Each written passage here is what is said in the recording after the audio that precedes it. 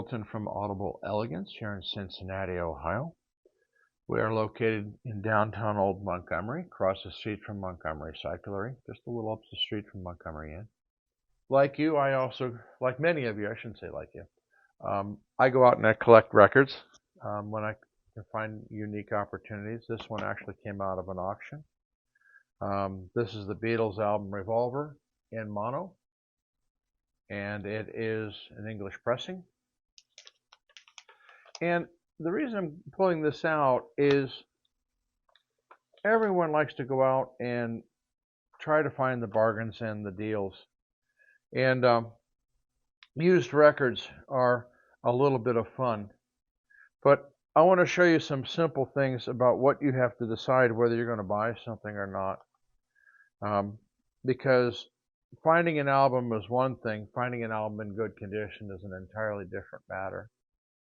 Now, there are some astonishing record cleaners out there. We're going to talk about one in the upcoming future. But tonight, I want to just go over records that you spot and whether you're going to play or pass.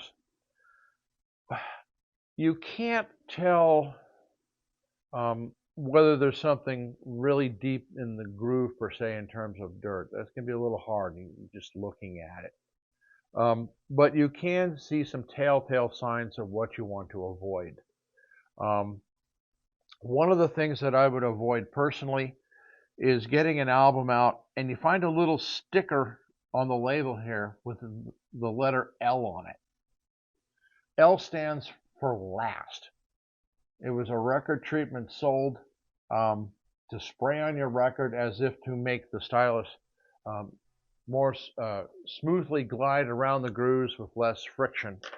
But the problem with last is it also like to gum up all around your stylus because your stylus is putting down an enormous amount of pressure per square inch, about 2,000 pounds, and heating the vinyl up to roughly 600 degrees. So anything that's sprayed on a record will accumulate fairly quickly. So if you see an L on it, you really don't want to get into it. You can clean it off, but it takes a little work. The next thing I would look for is actually in the area of the lead out grooves, this area here. And what I would look for are water spots.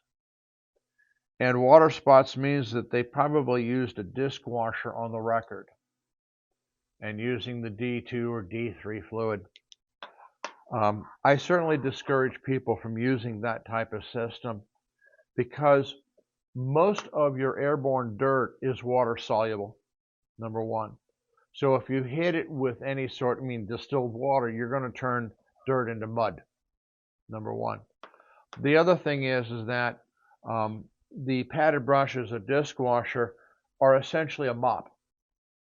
And anybody who's ever mopped the floor, the last thing you want to do is keep dipping your dirty mop in the same bucket of water because you essentially made that water dirty too. So now you're spreading all of the dirt all around the floor. Well, guess what? You do the same thing with a disc washer as you go from record to record. You're winding up contaminating all your records with the dirt from whatever record you played before because it's all in the pad itself. So if you see spots on a record, it's highly likely that they used a disc washer. So more than likely, if you really want that record, you're going to wind up cleaning it. And we'll talk about that when we talk about cleaning systems. Now, we get past that point. Those are the quick, to me, turnouts.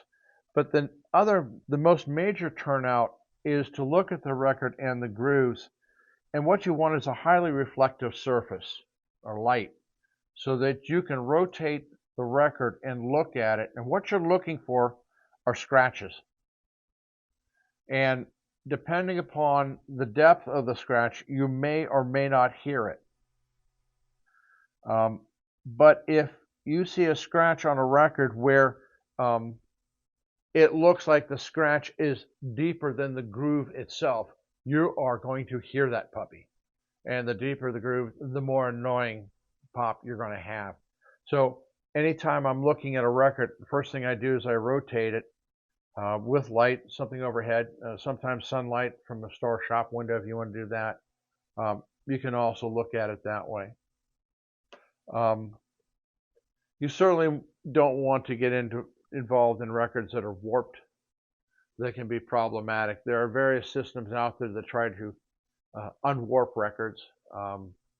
There's some company that's selling something that looks like a pizza bag and a couple of hot plates. The reviews on that thing are not particularly promising.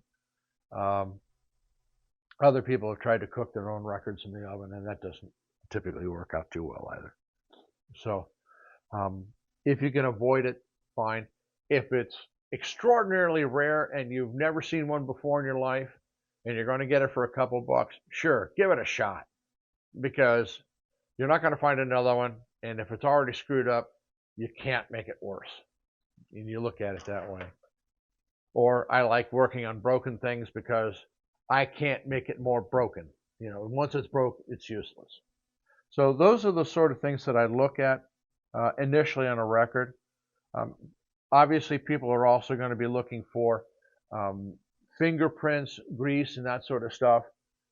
There are a number of people who mistake records for hamburgers, and so they're grabbing them like this. So you'll see fingerprints all over it. Those usually aren't too much of a problem. Those will clean out. But those are the sort of things that I quickly look for. It's not uncommon. I think I might be able to spot it here. Yeah. See here on this one, I don't know if you can clearly see it. There's a nice little line right here, and that's indicative of a wet brush. I'll try to keep rotating it. So whatever they used that was damp wasn't soaked, which would leave all the spots. But you can see the line there. But again, trying to find a Revolver album in mono, you know, it's not that common. You can find them, but you take a look at it. Collectors, by the way, you want to know why certain albums of essentially the same manufacturer, and the same jacket, and they're, you know, whatever. Why some are more collectible than others? You can begin to look at the stamping numbers that are scratched in on the plate, and you also see them on the record. And so there are a series of them that will change the value of the record. On classical, oftentimes they would actually, the RCA shaded dogs were the most special about this, you know, historically to me, is they would have the stamping number printed in, you know, into the surface, and the earlier the stamping, the more likely you're getting a much better pressing out of it. So if you could find a record that was 1S, 1S, that was like heaven. But it's not unusual that one side of a record would have, using a plate that might be, let's say, the second of it, and then the other side might be the 14th. You do have things like that that would occur. So finding one that's same number early is pretty rare. But those typically also fetch a fair amount of change. So have fun looking at it. We're coming up on the garage sale flea market season, and the hunters are going to be out there. And of course, if you're a serious collector, then the condition of the jacket itself, nothing being worn here or split, whether it has the original sleeve or not. Where's that other Beatles album? Up there? Oh yeah, there it is. Why don't you go ahead and put that one back? Some of them become more or less collectible. Has nothing to do with the music itself, but whether or not they have other additional artwork and goodies in it, posters, and things like that, that adds to the value of the set itself. But if you're only interested in the music and it doesn't have the artwork, don't let the lack of artwork keep you from listening to the music. You know, if you really want to get into collecting, I suggest coins or stamps, actually.